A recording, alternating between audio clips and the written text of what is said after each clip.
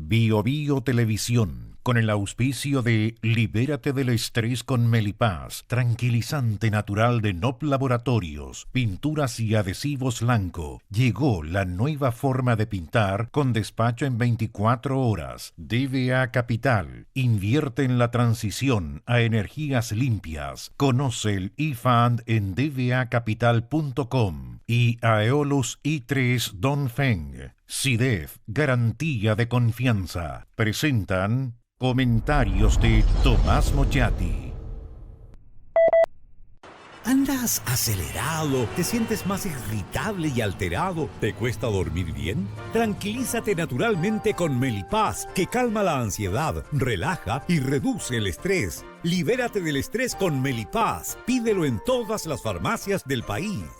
Sabemos que la pelea contra el cambio climático se gana eliminando las emisiones de CO2. A partir de eso, creamos eFund, un fondo que invierte en las compañías que están liderando la electrificación del mundo. Invierte en eFund, sé parte del futuro eléctrico y sube los sentidos de tu inversión.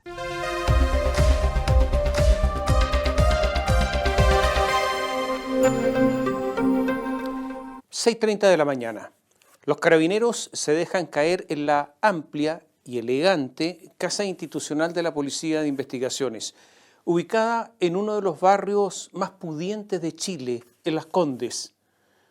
Llegan los carabineros, lo recibe la guardia del director de la Policía de Investigaciones, Sergio Muñoz.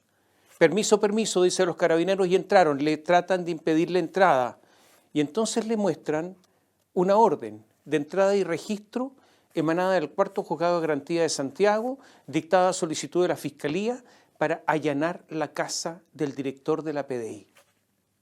Fueron muy tempranos los carabineros para evitar que Sergio Muñoz ya hubiese partido.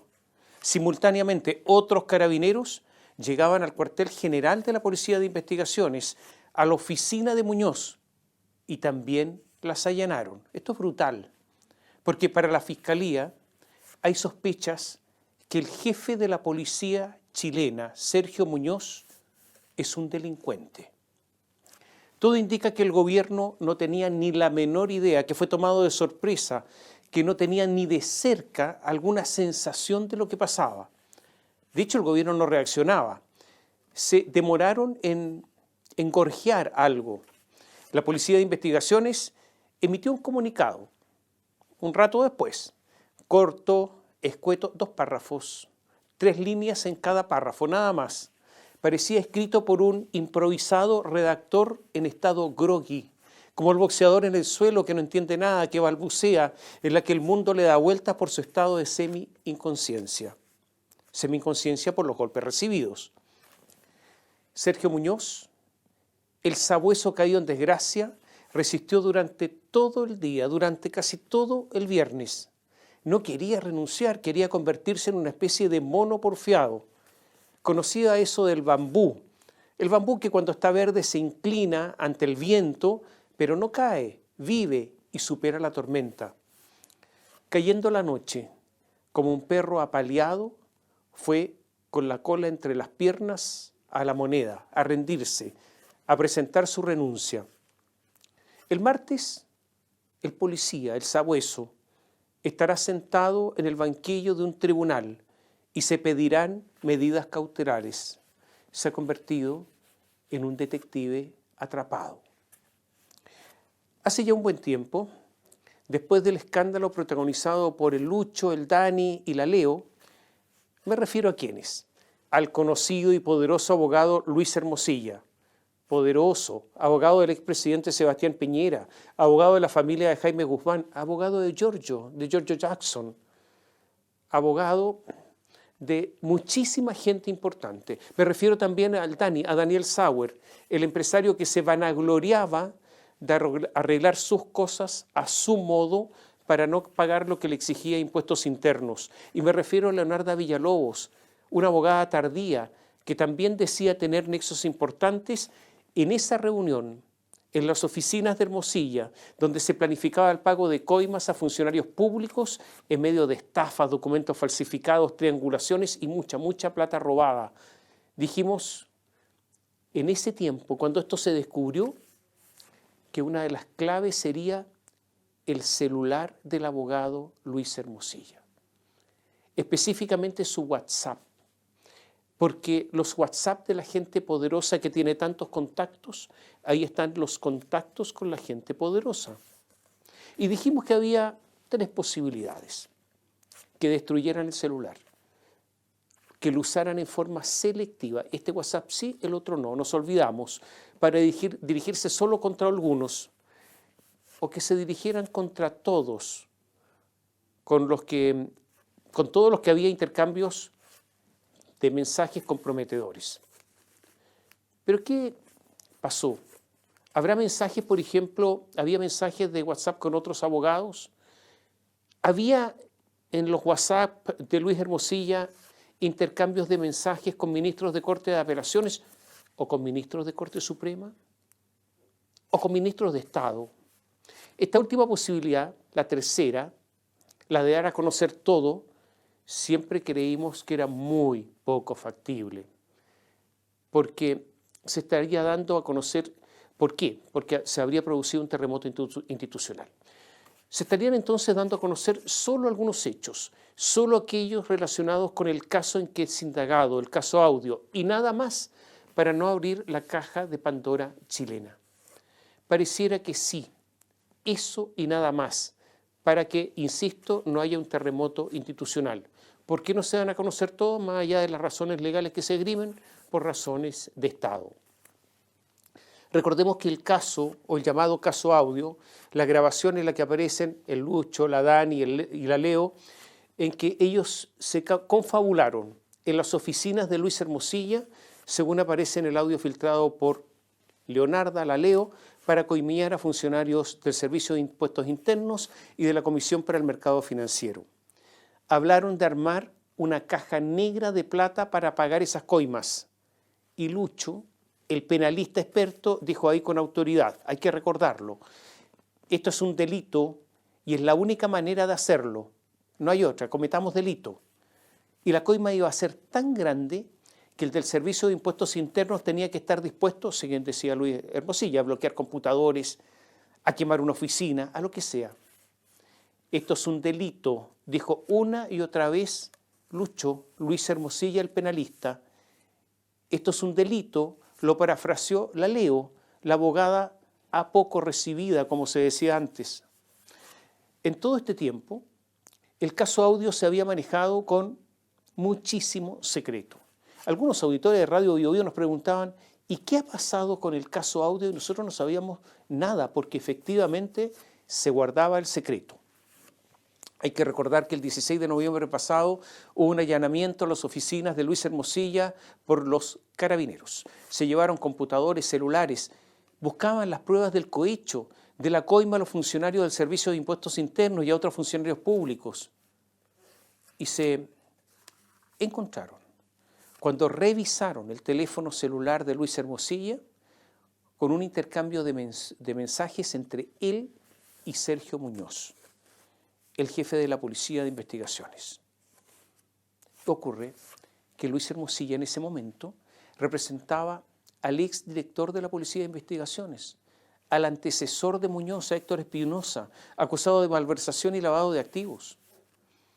El diario La Tercera señaló que Hermosilla, abogado Héctor Espinosa, en la indagatoria, y según la información que maneja el Ministerio Público, era alertado por Sergio Muñoz, como por el jefe de la policía, sobre lo que pedía la Fiscalía en la causa, lo que le pedía hacer, qué buscaba y por dónde se movía en esa investigación. Pues a pesar de que las diligencias eran realizadas por el OS7 de Carabineros, la PDI era requerida para entregar oficios, planillas y algunas cosas que tuvieran que ver con el caso. O sea, le pasaba información para mantenerlo informado. ¿A quién? A Luis Hermosilla, representante de su antecesor Héctor Espinosa. Dicho esto, no cabe duda de que el derrumbe de Muñoz es una señal más del hundimiento institucional chileno. Viene sucediendo hace tiempo y esto es un descenso más, cuesta abajo en la rodada. Nos hemos acostumbrado a una nueva normalidad. Mire, perdone que le refresque la memoria. En estos momentos hay 4 excomandantes en jefe del ejército procesados. Humberto Oviedo, Juan Miguel Fuentealba y Óscar Izurieta, Ricardo Martínez Menantó y Juan Emilio Cheire ya fue condenado. Entonces son 4 más 1, 5 excomandantes en jefe del ejército. ¿Sucede en algún país todo esto? Sucede entre nosotros y nosotros lo estamos considerando normal. Los generales directores de Carabineros en retiro, Eduardo Gordon, González Llure, Bruno Villalobos, están formalizados. Mario Rosas será formalizado. Y el actual director, sí, el de ahora, el que manda Carabineros, Ricardo Yáñez, será formalizado el próximo 7 de mayo. Pese a eso, el gobierno lo ha mantenido en el cargo. ¿Usted cree que es normal que 1, 2, 3, 4, 5 generales de Carabineros que comandaron Carabineros estén o vayan a ser formalizados? No sucede en ninguna parte del mundo, solo entre nosotros. Lo que pasa es que no nos damos cuenta de la caída, del derrumbe. Y además hay muchos otros altos oficiales que han sido procesados o formalizados. Generaciones completas de generales del Ejército y Carabineros se fueron en medio de un montón de purgas a retiro. Coroneles que no tenían méritos por esas defenestraciones hoy son generales. Y esto se nota en el Ejército y se nota en la policía. Pero ¿se da cuenta que hemos normalizado todo? ¿Se da cuenta del abismo al que hemos caído? Cuando policías, cuya misión única es perseguir a delincuentes, se transforma en eso que deben combatir, o sea, ellos en delincuentes, es como una especie de fin de la historia, porque se acaba una especie de mundo. Hace años veíamos esto en otros países de Latinoamérica y los miramos, los observábamos como algo propio de países corruptos hasta la médula, países sin solución, estados fallidos, donde había más corruptos que honestos.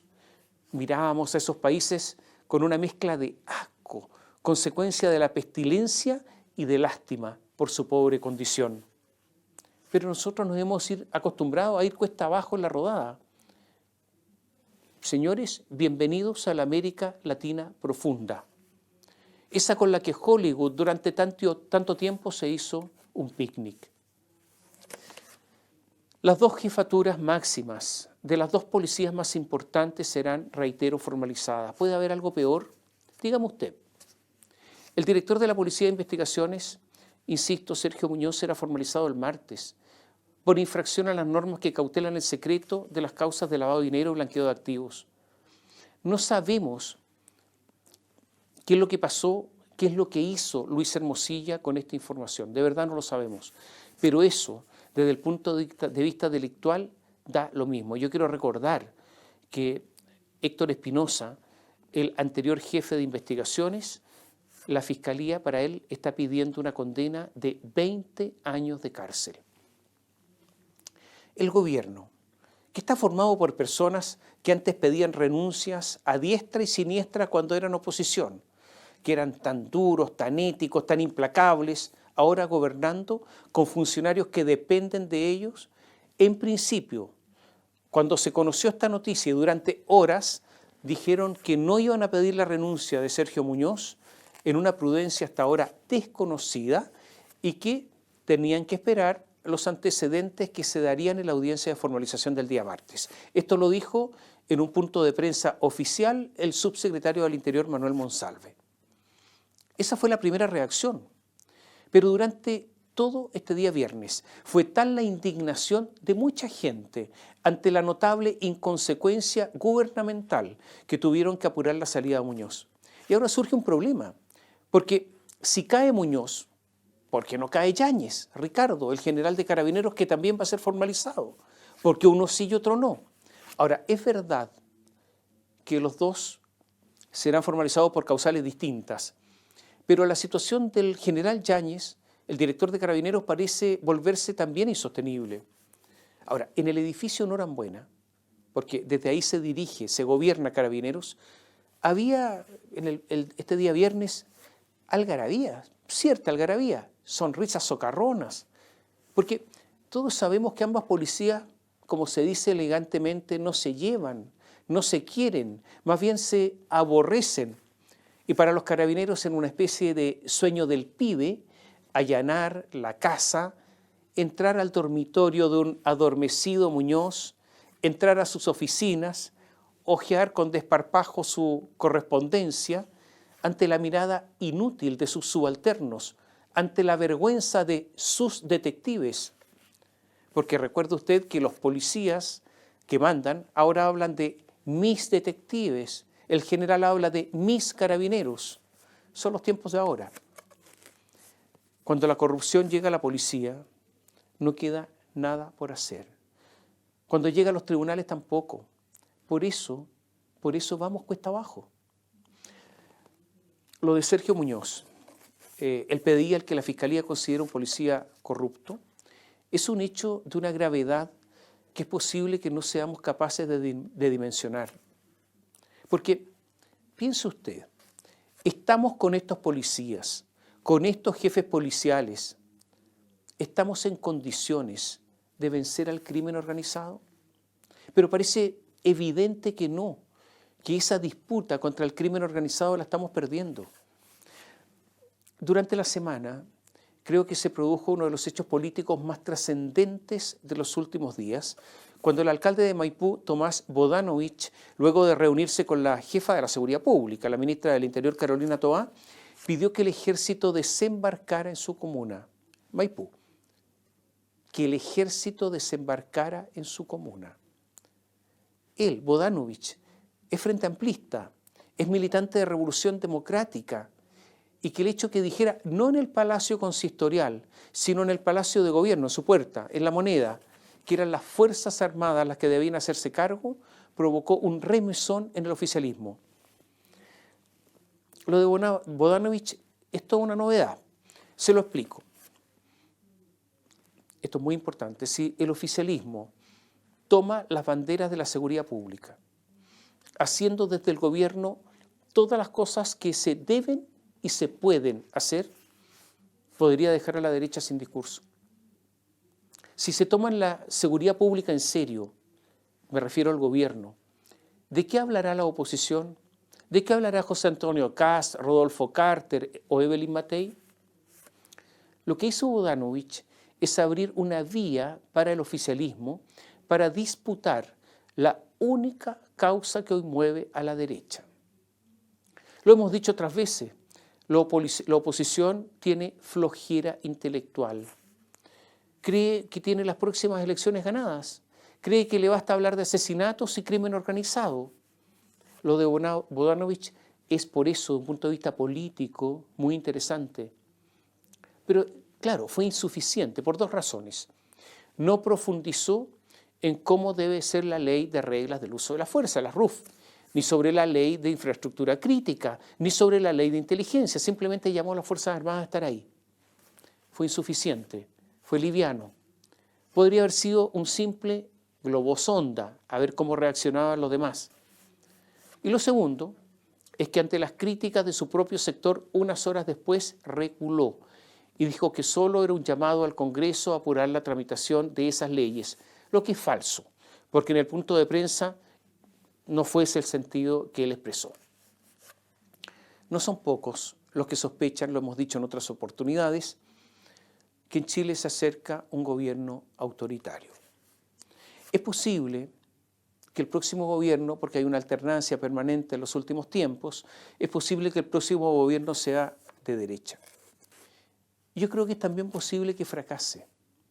Y es posible que luego de ese fracaso de la derecha sea la izquierda la que imponga un gobierno autoritario, sea la izquierda la que imponga duras medidas de seguridad pública.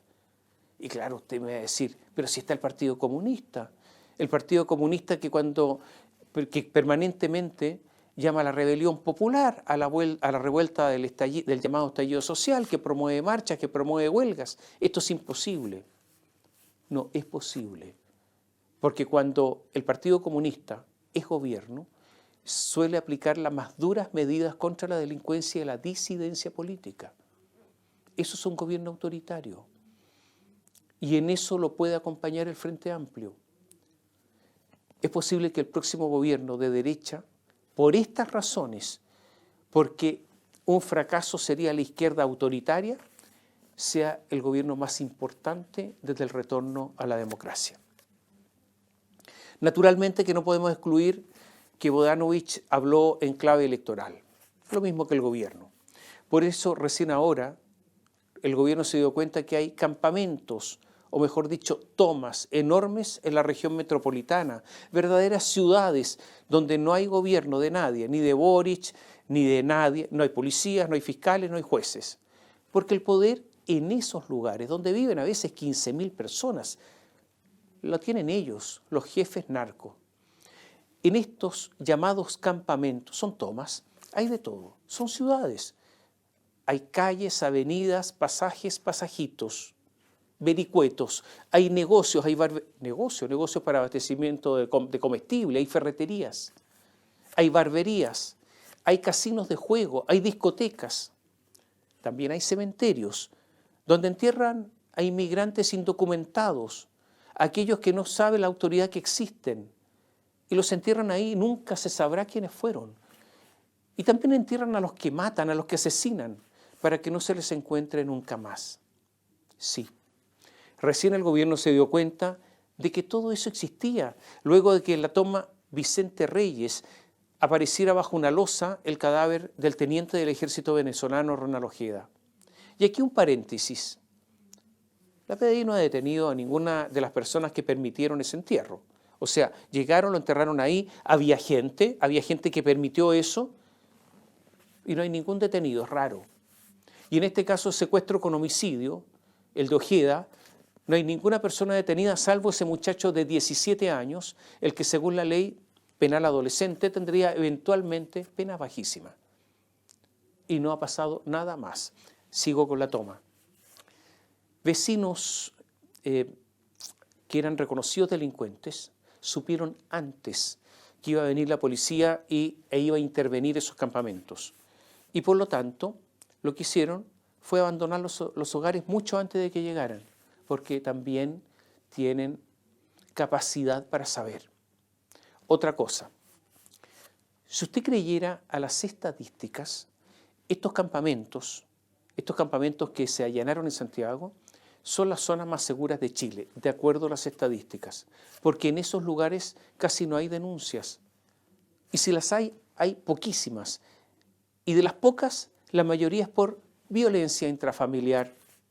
O sea, no hay ninguna denuncia de actos delictuales. ¿Por qué? Porque el control de esos lugares los tienen las jefaturas del crimen organizado. Y ese control es tan férreo que nadie denuncia. Y para que no se metan en el lío, además, establecen sistemas de seguridad. De manera que ahí hay droga, hay procesamiento, pero la van a vender fuera. Un habitante dijo que salir a rumbear, o sea, salir de carrete en la noche, es más seguro estar ahí que ir al centro de Maipú. Porque a la jefatura no le interesa que se generen líos, porque esos líos obstaculizan el negocio. Sicilia, en Italia, donde hay tanta mafia, hay mucha seguridad.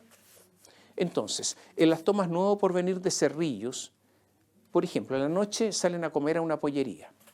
Toman algo porque también hay lugares donde tomar un trago. Con licores nacionales e importados. Y a veces, si tienen ganas, van donde las cariñosas. Sí, las cariñosas tienen 6 habitaciones más un privado. Sí, señoritas disponibles mediante pago. Todo regulado. Desde ahí salen a repartir, muchos, a repartir droga por Santiago. Tienen una vida tranquila. Hasta ahora, por una curiosa falta de imaginación, ni el gobierno ni la policía habían pensado siquiera un control en la puerta, ni siquiera al interior, en la puerta de esos recintos, donde hay autos muy caros, modernos, de última generación. O sea, ¿qué costaba partir con un control a la entrada de identidad y de esos vehículos? En las autoridades también hay una anomia total.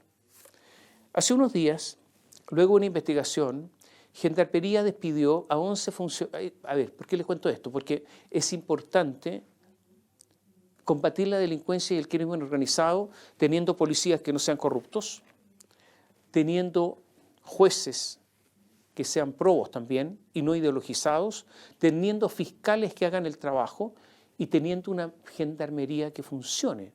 El sistema penal el sistema carcelario tiene que funcionar.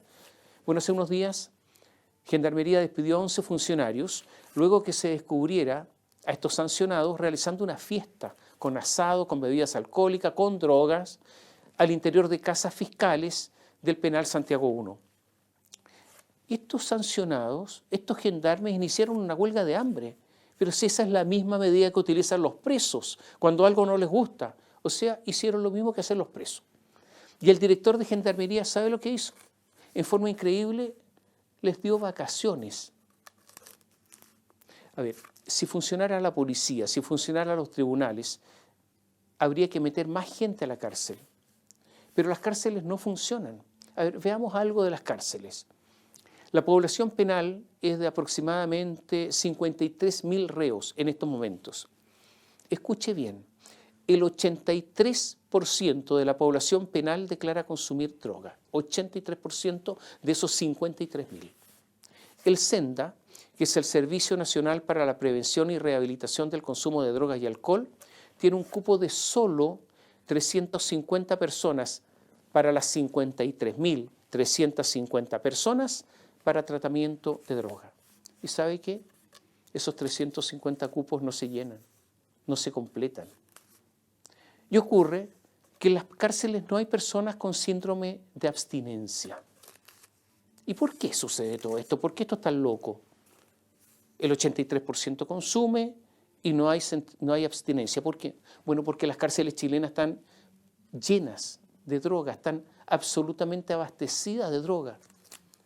Hace unos meses, Gendarmería cifró, escuche bien, en 1.282 las bandas criminales al interior de las cárceles.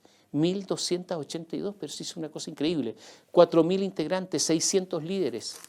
Todos los años, en las cárceles chilenas se incautan 24.000 celulares.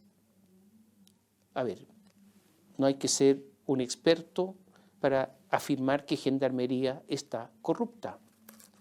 Haga un ejercicio.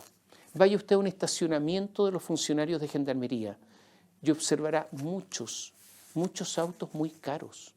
Nada calza con sus sueldos. Y esto a la vista y paciencia de todos. Perdón, ¿quiénes ingresan los celulares? ¿Quiénes ingresan la droga? En las cárceles chilenas se requisan 500 kilos de cocaína al año. Pero se estima que eso es solo el 20% de la que entra a esos recintos. Y si usted cree que las mayores incautaciones son en Iquique, en Calama, en Antofagasta, está equivocado. En relación a la población, las mayores incautaciones ocurren en Punta Arenas. ¿Qué pasa en Punta Arenas? ¿Por qué nos preocupamos poco de Punta Arenas? Porque estamos distraídos. La cárcel habla. Sí, se lo voy a reiterar. La cárcel habla. Y en la cárcel se reproduce lo que ocurre en las calles. ¿La inmigración es un enorme problema? Sí. No solo por la gravedad, violencia, por la organización para cometer delitos, sino por la gran cantidad de presos extranjeros. Entre 2019 y 2023, los venezolanos en las cárceles chilenas aumentaron en un 1.124%.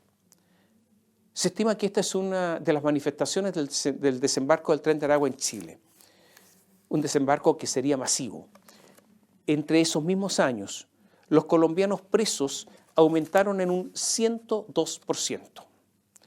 Del total de la población extranjera presa en Chile, un 27,7% son colombianos, un 27,5% bolivianos, un 26% venezolanos, un 10,1% peruanos y le siguen luego los dominicanos. Nos hemos sorprendido con la frialdad, la brutalidad de los crímenes cometidos por venezolanos y colombianos. Bueno, la FARC y los paramilitares en Colombia, que primero cuidaban la siembra de los narcos, después se dieron cuenta que este era un gran negocio y empezaron a hacer ellos el negocio completo, a sembrar, a purificar, a vender, etc. Y a los niños y a los adolescentes les enseñaban a torturar, a matar, a descuartizar. Por eso, esto ya se transformó en una cultura. ¿Y sabe lo que le decían a estos adolescentes, a veces niños. Si usted no sirve para matar, sirve para que lo maten. Elija usted. En las cárceles chilenas, la medida de la dosis de coca es aquello que cabe en la tapa de un lápiz Bic. ¿Usted conoce los lápiz Bic? Bueno, en la tapa del lápiz Bic esa es la medida. ¿Sabe cuánto valía hace 6 años? 60.000 pesos. Ese poquitito de coca. En la cárcel, la coca cuesta entre 7 u 8 veces más que en la calle, pasando el muro. Por eso vender droga en las cárceles chilenas es un gigantesco negocio. Por eso la venta de cocaína en las cárceles chilenas es tan lucrativa. Y por eso es posible coimear a gendarmes o coimear a abogados que entran, cuando hablan con sus clientes, entran droga. Al mismo tiempo, se entran los celulares. Ahora, la mayoría de los presos en las cárceles son los llamados patitos, gente pato. ¿Qué es la gente pato? Son los pobres, es la gente con escasa educación o instrucción. Es una minoría la que dispone del poder, del dinero, de la capacidad para ingresar la droga y distribuirla y hacer negocio. Y por lo tanto a esos patitos logran conseguir dinero con sus familiares, algo para sobrevivir. Los otros son ostentosos, andan con relojes de oro, collares, son los que mandan. Quiero decirles que en los próximos días viene una prueba de fuego. Hay una empresa israelita que ganó la licitación para inhibir las llamadas de celulares. ¿De quiénes? De los 5.000 reos de Santiago 1, de los 6.000 reos de la penitenciaría y de los 50 reos que están en la cárcel de alta seguridad. Todos ellos se van a quedar sin celulares. Personas que conocen el ambiente carcelario nos contaron que pueden producirse una reacción en cadena, que pueden ocurrir motines, amenazas, los que se llaman apretes a gendarmes o a familias de gendarmes, hasta ataques. Viene un momento crucial. Incluso hay una información de inteligencia que indica que han contratado sicarios para matar si fuera necesario o para atentar mediante francotiradores a las antenas que van a inhibir estos celulares. Viene algo importante y las autoridades tienen que estar preparadas. Yo tengo la impresión que esta batalla en contra del crimen organizado se está perdiendo en medio de una gendarmería, como ocurre hace años, dominada por la política, la corrupción y los sindicatos. Gendarmería es una organización armada, es una organización jerarquizada, que tiene pensiones mejores que el resto de los chilenos, está en DIPRECA, no en AFP, y que no debiera tener sindicatos, porque están absolutamente politizados y que son un obstáculo para combatir la corrupción. Mientras tanto, nosotros los chilenos tenemos un presidente frente a todo esto relajado. Llega no muy temprano a la moneda y algunos días simplemente no llega, porque dicen que él es moderno. Entonces el presidente teletrabaja desde alguna parte de su hogar, con fines de semana además sagrados para recuperarse del intenso trabajo semanal. Esa recuperación significa asado todos los fines de semana, bebida y un largo etcétera, con amigos, la típica troupe, que si fueran haitianos se llamarían tontón macut de amigos, amigotes, consejeros, y uno que otro paracaidista. Hay que respetar al presidente, dicen, porque lee poesía. Y claro, yo teniendo absoluta admiración por ese género, por la policía, digamos que es uno que usa ese género, en forma hermosa la lengua, pero no es de los más sofisticados en cuanto a profundidad y en cuanto a pensamiento sofisticado. El presidente dice que estamos mejor. Mario Marcel, que dijo que el año pasado creceríamos y en cambio decrecimos sin que se arrugue por ser el responsable de la economía, ha dicho de nuevo que vienen tiempos mejores. Y yo creo que es difícil que eso sea así. Digo esto porque todo está relacionado.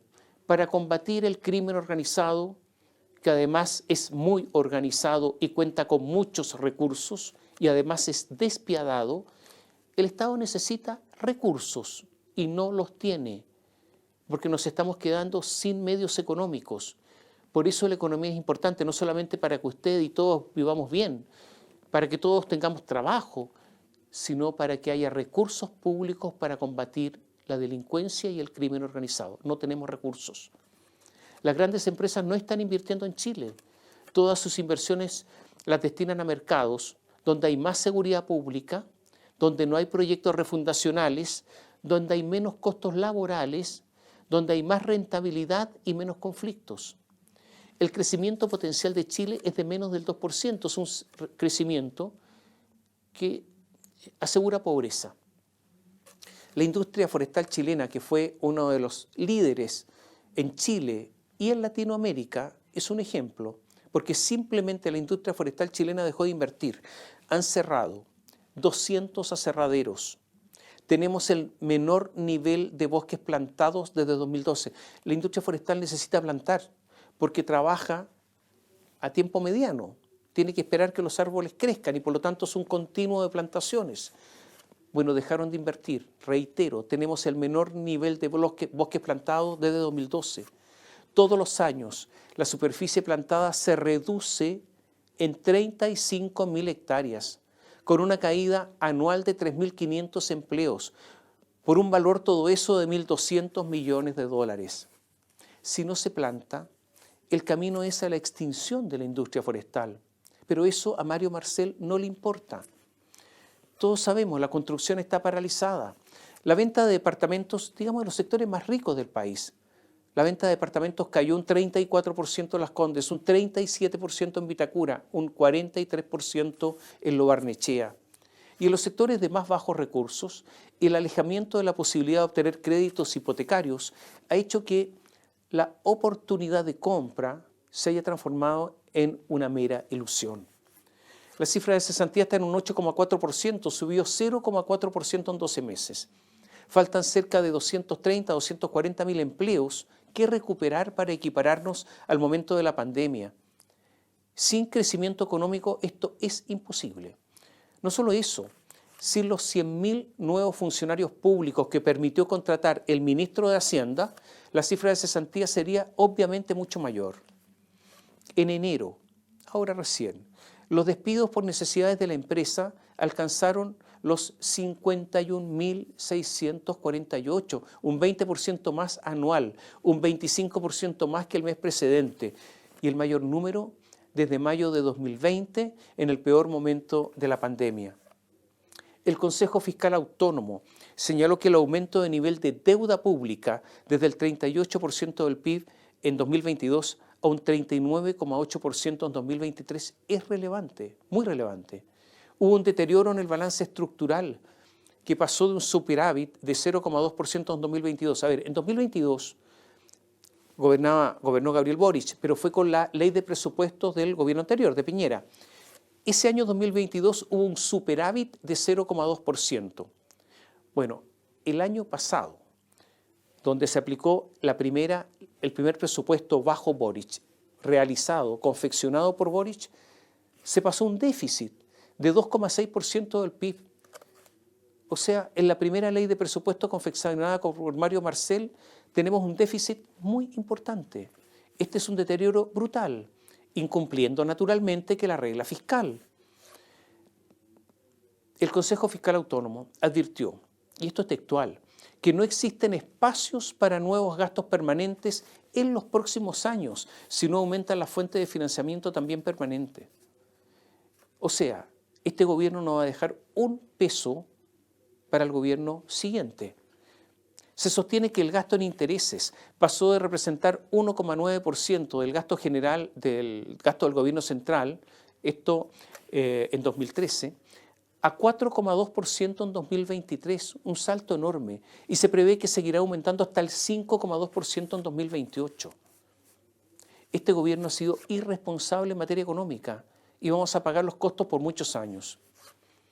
Si a eso usted le agrega que con el nuevo sistema escolar, que en la práctica impide la creación de nuevos colegios, el resultado es que hay 3.000 estudiantes sin matrícula. Y la autoridad responde, bueno, que estudien solos en sus casas, que estudien solos. ¿Y en qué quedó la promesa de educación pública gratuita y de calidad?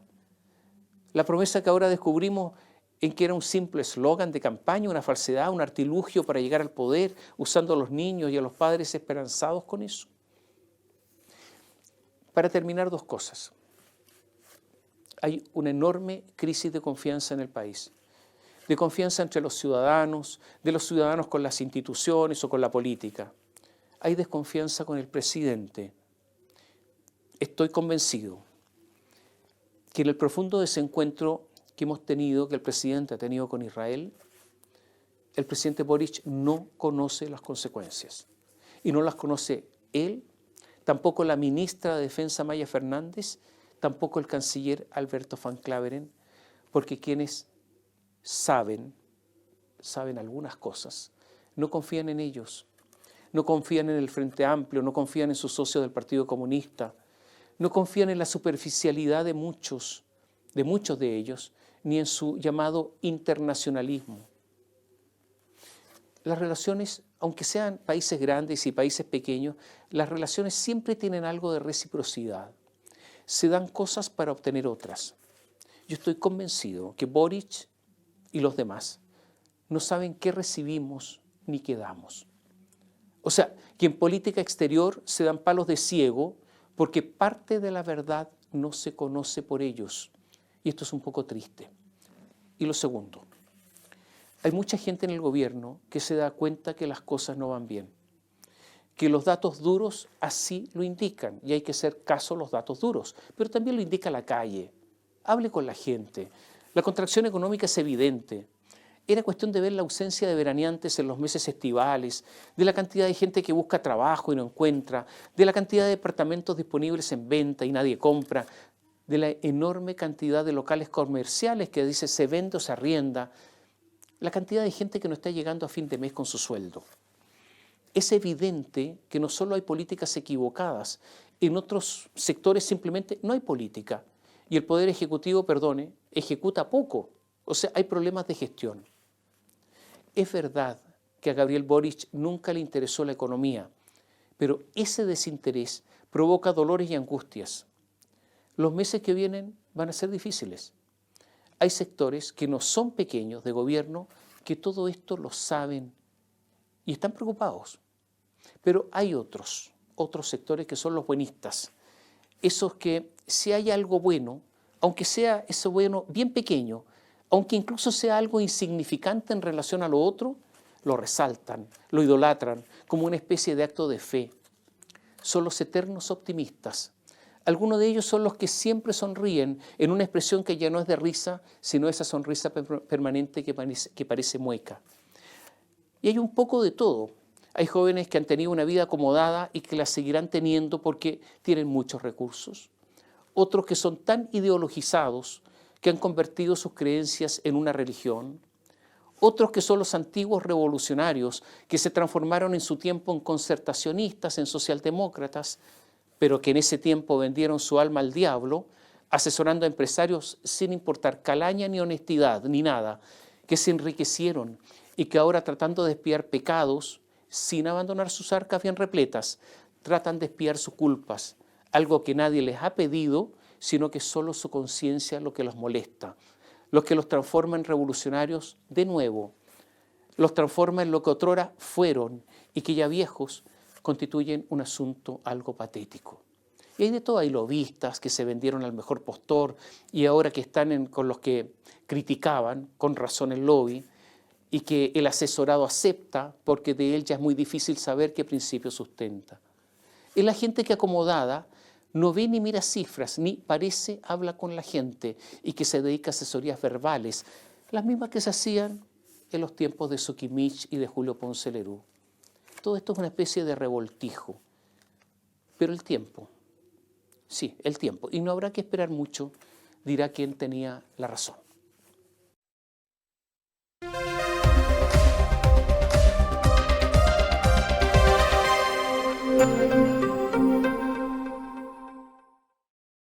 Bio Bio Televisión con el auspicio de Libérate del estrés con Melipaz, tranquilizante natural de NOP Laboratorios, pinturas y adhesivos Lanco. Llegó la nueva forma de pintar con despacho en 24 horas. DVA Capital, invierte en la transición a energías limpias. Conoce el eFund en dvacapital.com y Aeolus i3 Dongfeng. SIDEF, garantía de confianza. Presentaron comentarios de Tomás Mochati.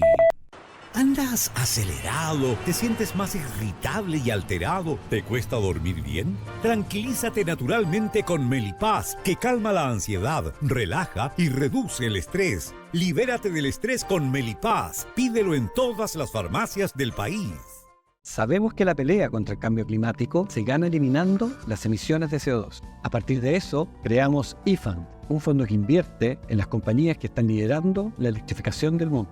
Invierte en eFund, sé parte del futuro eléctrico y sube los sentidos de tu inversión.